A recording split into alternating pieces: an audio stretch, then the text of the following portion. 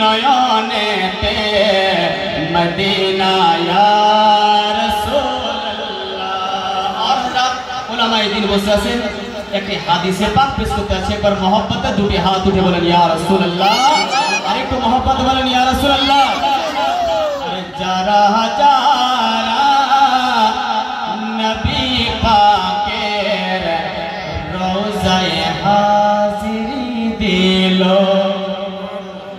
कि जरा जारा नबी पाके रोज़ाए हाज़िर दिलो,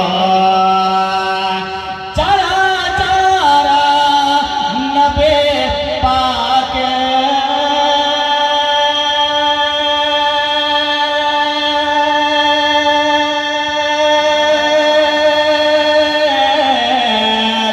रोज़ाए